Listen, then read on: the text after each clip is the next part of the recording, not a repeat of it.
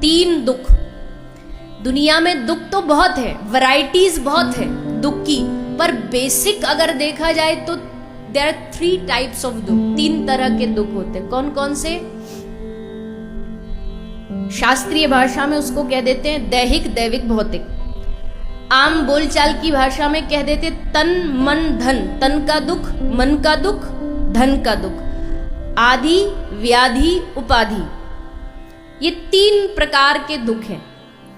इसके अलावा, तीसरे के अलावा चौथा कोई दुख नहीं होता। आप कहेंगे नहीं मेरा दुख तो अलग है। आप कोई भी दुख लगा लीजिए, उसको घुमा करके लाओगे तो वो इन्हीं तीनों के भीतर से ही प्रकट होगा। या तो किसी को तन का दुख होता है, शरीर, शारीरिक दुख।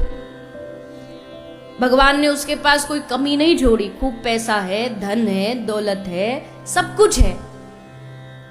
अरे यहां तक कि खाने के लिए चांदी की प्लेट्स में खाता है, लेकिन चांदी की प्लेट में जब सुबह सुबह आता है ना, सजा के वो लाता है सेवक, सुबह सुबह तो लगता है कि चांदी की कटोरी में अच्छा अच्छा सामान होगा, पर वो देखो झांक के तो एक कटोरी में ब्लड प्रेशर की टेबलेट्स होती हैं, एक में कोलेस्ट्रॉल की होती है, एक में डायबिटीज की होती है। सब पूरा जो नाश्ता वो सब इन्हीं से शुरू होता है। एक खाली पेट वाली, एक आफ्टर ब्रेकफास्ट, एक बिफोर ब्रेकफास्ट, सब उसी में।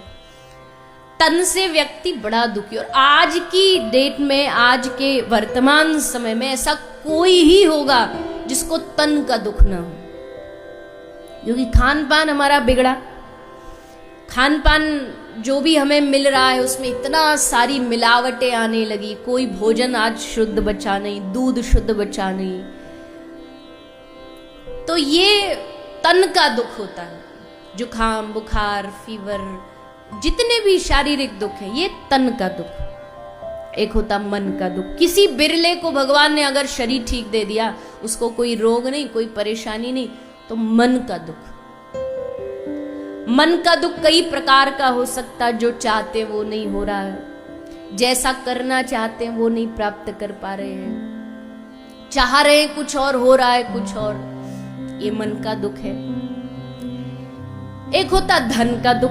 किसी के पास भगवान ने शरीर ठीक दे दिया, मन भी ठीक ठाक है, पर बेचारा धन से बड़ा परेशान है। इसीलिए हमारे संत महापुरुष कहते हैं, कोई तन दुखी, कोई मन दुखी, कोई धन बिन रहे तुदास।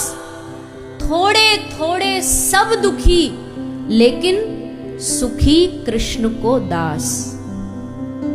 भगवान का जो दास है वो परम सुखी है। अब पूछोगे कि क्या भगवान का जो दास होता है उसके ऊपर दुख नहीं आते कोई?